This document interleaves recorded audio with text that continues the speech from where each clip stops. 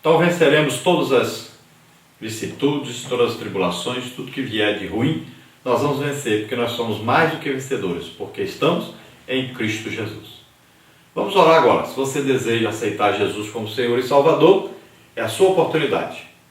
Se você deseja aí entregar a sua vida, confiar a sua vida totalmente ao Senhor, e daqui para frente você vai colocar as coisas espirituais acima das materiais, ore agora e fale com o Senhor sobre isso. Vamos orar juntos. Pai querido, em nome de Jesus, olha, Senhor, para aqueles que agora se chegam para Ti, arrependidos dos seus pecados, e neste momento estão entregando as suas vidas a Ti. O rebagato rei ao fortlaça, ao gote de força rei shaimetian, ao rai de força glaça ramacharei. Pai querido, em nome de Jesus, dá força, Senhor, ao cansado. Levanta, Senhor, aquele que está abatido. Em nome de Jesus. Vem, Senhor, trazendo a alegria da Tua presença, trazendo a alegria do Espírito Santo. Pai querido, em nome de Jesus, escreve o nome deles no livro da vida. Pai querido, em nome de Jesus, te peço por aqueles que se chegam a Ti agora e que a partir de hoje, Senhor, desejarão ardentemente os dons espirituais, as coisas preciosas do reino de Deus. Pai querido, ajuda essas vidas. Ó, Senhor, capacita os Teus céus para fazer a Tua obra.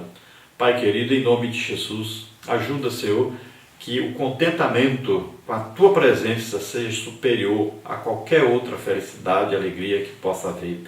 Ó Deus poderoso, em nome de Jesus, coloca no coração dos Teus servos e das Tuas servas, Senhor, o desejo de Te servir cada dia mais, de ter cada dia mais comunhão contigo. Em nome de Jesus nós te agradecemos. Amém. Glória a Deus. Aleluia. Queremos avisar aos irmãos aí, principalmente de São Paulo, que nós estamos desejando estar com os irmãos em alguma dessas cidades aí em São Paulo no mês de dezembro. Eu tenho uma filha que mora em Jundiaí, São Paulo, e ela dará à luz a uma netinha minha em dezembro. Então, eu não estou agendando para outra região no mês de dezembro. Se alguém desejar ir no estado de São Paulo, nós queremos estar aí nessa região no mês de dezembro.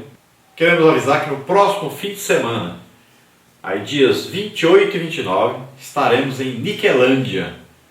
Então você aí que é da região próxima a Niquelândia, esteja conosco ali, visite a igreja, ali é a Igreja Evangélica Assembleia de Deus Missão. Convidamos a todos vocês a estarem ali conosco. Visite, participe e receba a bênção do Senhor na sua vida ali naqueles dias. Estaremos ali ministrando para a família, estaremos ministrando ali sobre a escola bíblica dominical, para professores também, estaremos ministrando a lição da escola bíblica dominical, estaremos ministrando aí batismo com o Espírito Santo, libertação, cura, dons do Espírito Santo, e estaremos também desejosos de ganhar almas ali. Vamos então participar, toda a região aí de Niquelândia, esteja conosco aí, dias 28 e 29. Vamos então ao nosso questionário. Esse questionário, todas as quintas-feiras à noite, nós estamos com ele pronto aí no site.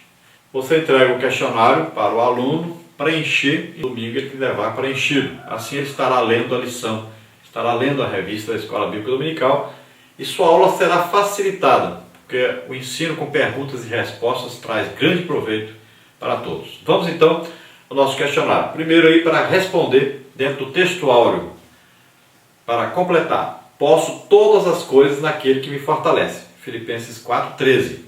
A segunda pergunta aí para completar também dentro da verdade prática. A Igreja de Cristo deve zelar pelo bem-estar dos que a servem, a fim de que não haja necessitados entre os filhos de Deus. Dentro da parte 1, pergunta número 3. A parte 1 aí, as ofertas dos filipenses como providência divina. E a pergunta número 3, pelo que Paulo agradece aos filipenses? Então a igreja em Filipos já vinha contribuindo com o ministério de Paulo desde o seu início. Agora o apóstolo fora surpreendido pela segunda oferta enviada a ele, exatamente quando estava preso em Roma.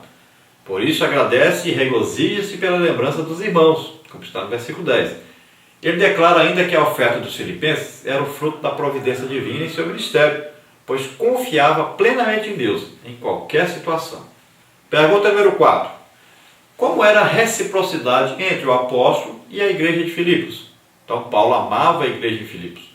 Esta cidade foi a primeira da Europa a receber a mensagem do Evangelho. Ali Paulo enfrentou perseguições, prisão e muito sofrimento. Agora a igreja firmada em Cristo demonstra sua gratidão ao apóstolo, cuidando dele e ajudando-o em suas necessidades. Versículos 10, 11 e de 15 a 18.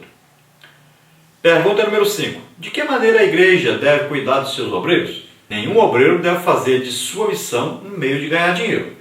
Todavia, a igreja precisa prover sustento digno àqueles que a servem.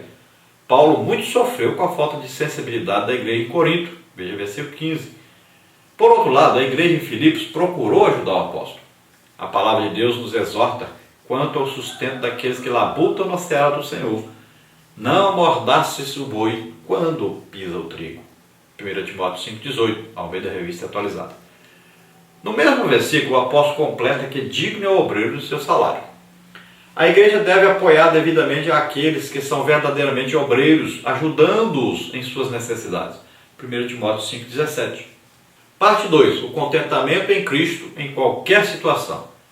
Pergunta número 6. Qual era o contentamento de Paulo? Então o apóstolo aprendeu a contentar-se em toda e qualquer situação. Seu contentamento estava alicerçado no fato de que Deus cuida dos seus servos e ensina-os a viver de forma confiante.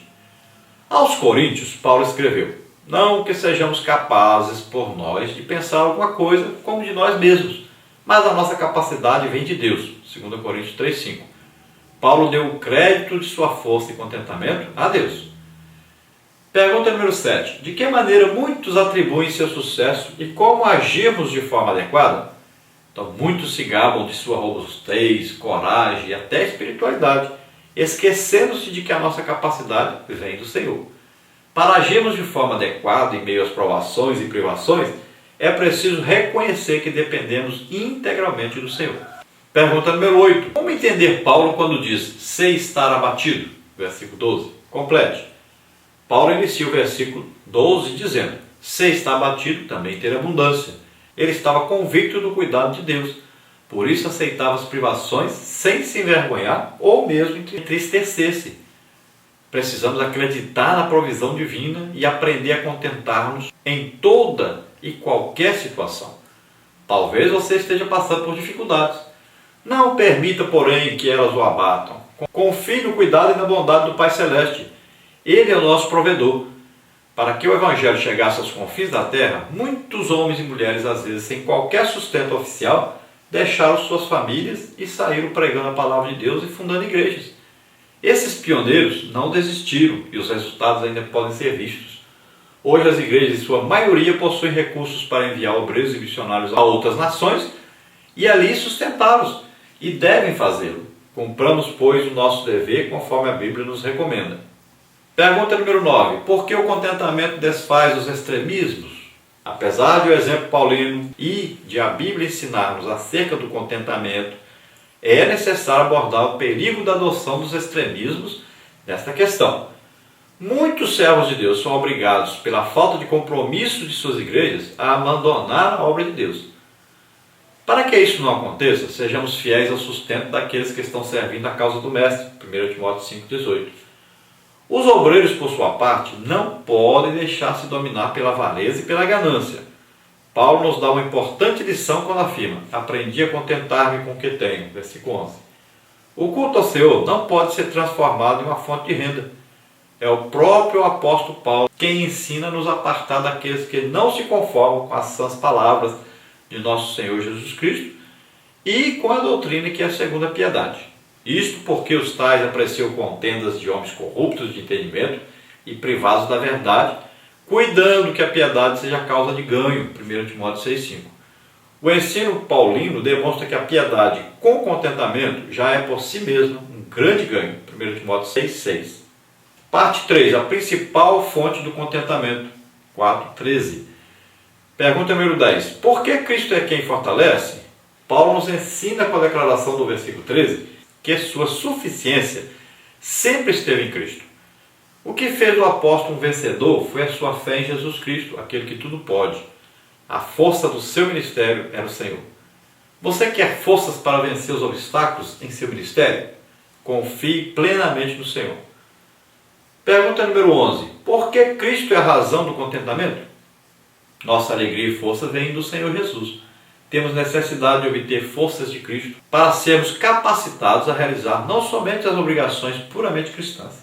Precisamos da força de Cristo para nos ensinar como ficar contente em cada condição. Busque ao Senhor e permita que a alegria divina preencha a sua alma. Neemias 8:10.